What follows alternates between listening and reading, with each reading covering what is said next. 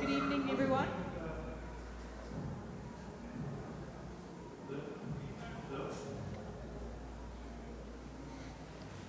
Good evening, everyone. Thank you so much for joining us for this evening's post-match press conference following the conclusion of the second KFC T20 International between South Africa and Australia here at Hollywood Bets Kingsmead Stadium in Durban. Joining us this evening is T20 International Captain Aiden Markram.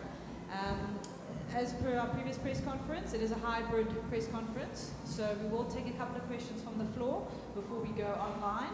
To those online, please do raise your hand in the meanwhile if you'd like to ask a question. As for the guys in the room, who would like to kick us off? Thanks, Lucy. Hi, Aiden. Tough luck on the result today. Just your overall assessment of the team.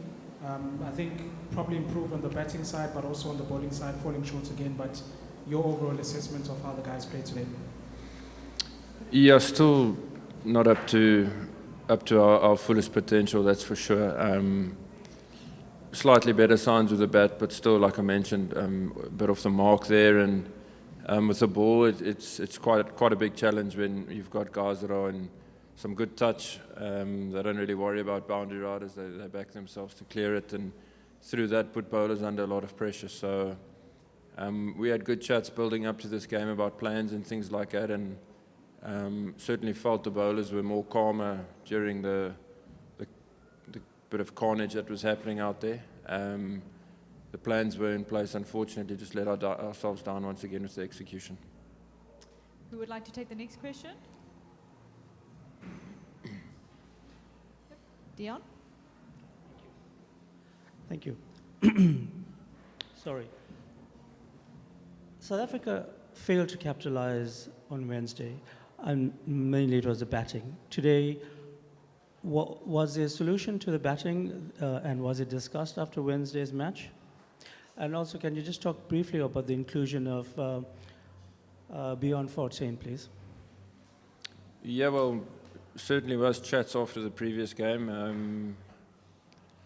Like I mentioned now, slight improvements with the bat, but still a bit away from our best performance or the most ideal performance that we would like as a batting unit. And then with regards to Bjorn, obviously Marco left us for his sister's wedding, and we saw a nice opportunity for Bjorn to get a run tonight. And one performance certainly doesn't make a bad bowler or a bad batter or a bad cricketer. So yeah, that's all good. It's part of T20 cricket, and there's lessons that we as a younger team can take forward. That's for sure. Next. Hi, Aiden. Yugeshan Pillay from the Mercury newspaper. Aiden, any positives that you would take from today to pick the team up for Sunday's final match? Yeah, I mean, like I mentioned, slight improvements with the bat can bring us a little bit of more confidence going into Sunday. Themba got us off to a fantastic start, which was great to see as well. Great intent from his side, and sort of living the message that we're chatting about behind the scenes. So that's great to see. And then from a bowling point of view, certainly, like I mentioned, we did have clearer plans tonight.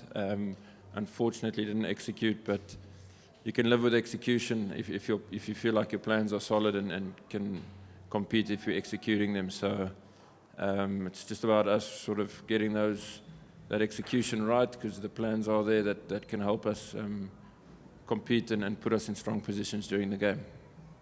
Thanks. We'll look to go online now.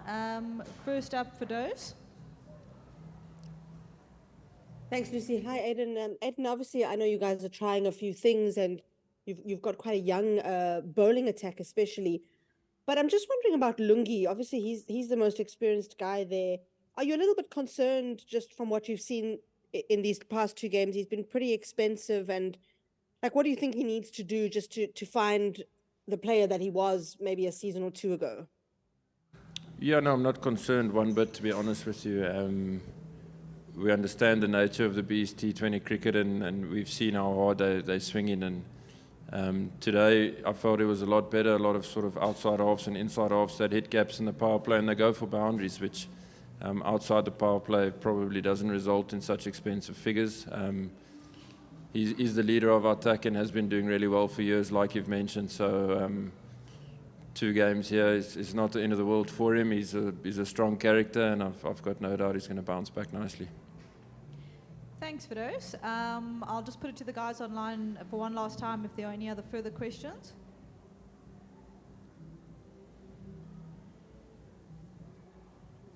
No, that concludes this evening's press conference. Thanks everyone for joining us. Please hold on for Sean Abbott, who will join directly after Aiden. Thanks everyone. Thanks, guys.